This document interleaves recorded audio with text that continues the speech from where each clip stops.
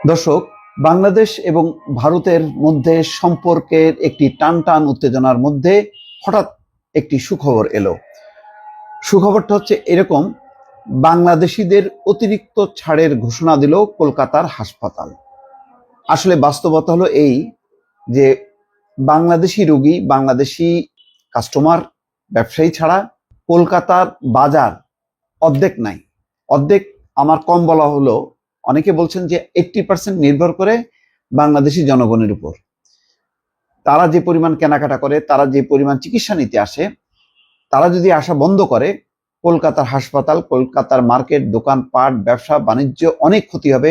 সেই খতিয়ানগুলো নিশ্চয়ই আপনারা করোনার সময় দেখেছিলেন যে হাহাকার, নিউ মার্কেট সহ তার সংলগ্ন এলাকাগুলো একেবারেই রীতিমতো আকাল। বহু দোকানপাট বন্ধ হয়ে গেছে, ব্যবসায়ীরা ব্যাপক ক্ষতির মুখে পড়েছিল, অনেক হোটেল রেস্টুরেন্ট বন্ধ হয়ে গিয়েছিল।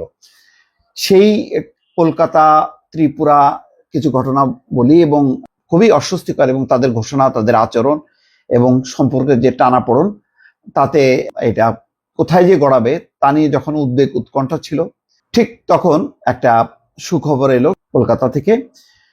সেখানে বলা হচ্ছে বয়কট নয়, বরং অতিথি হিসাবে বাংলাদেশি নাগরিকদের আপ্যায়ন করবে ভারতের হাসপাতাল। আইন মেনে চিকিৎসা পরিষেবা নিতে যাওয়া বাংলাদেশি নাগরিকদের ক্ষেত্রে চিকিৎসা পরিষেবায় 10% ছাড়ের ঘোষণা দেওয়া হয়েছে। আজ বুধবার রীতিমতো সংবাদ সম্মেলন করে এমন ঘোষণা দেন বেহালা বালানন্দ ব্রহ্মচারী হসপিটাল অ্যান্ড রিসার্চ সেন্টারের হাসপাতাল সুপার ডক্টর সুশান্ত সেনগুপ্ত ও ট্রাস্টের সম্পাদক দীপক সরকার। বাংলাদেশি রোগী বয়কট প্রসঙ্গে তারা বলেন, চিকিৎসা পরিষেবার জন্য যেসব রোগী ভারতে আসছেন তাদের কেন চিকিৎসা পরিষেবা দেওয়া হবে না? মানবিক দৃষ্টিভঙ্গির দিক থেকে এবং চিকিৎসক হিসেবে কর্তব্য রোগীকে ফিরিয়ে দেওয়া উচিত নয়। হাসপাতাল কর্তৃপক্ষের দাবি, বাংলাদেশের বর্তমান পরিস্থিতিতে মানুষ আর্থিকভাবে কিছুটা ক্ষতিগ্রস্ত, আর তাদের হাসপাতালে যে 2% কাছাকাছি বাংলাদেশি রোগী আসেন তারাও আর্থিকভাবে ক্ষতিগ্রস্ত। তাই রোগীর পরিবারের দিকে তাকিয়ে 10% মানবিক ছাড় দিচ্ছে তারা।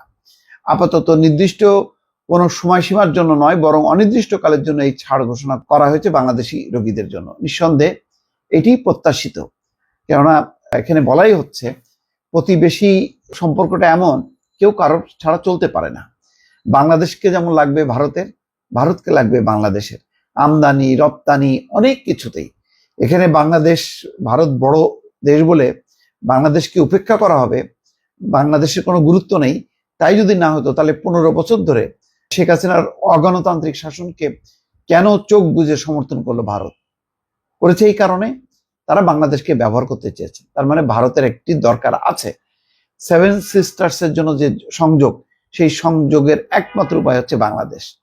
সুতরাং বাংলাদেশকে কোনোভাবেই হেলাফেলা করা যাবে না, এটা পরিষ্কার। এটা উপলব্ধি করতে পেরেছে যারা ভারতের সুশীল সমাজ, যারা বিজ্ঞ মানুষ, অভিজ্ঞ মানুষ, তারা কিন্তু ঠিক বুঝতে পেরেছে, এবং সেই কারণে তারা এমন একটি সিদ্ধান্ত নিয়েছে। দর্শক, ভালো থাকবেন। আল্লাহ হাফেজ।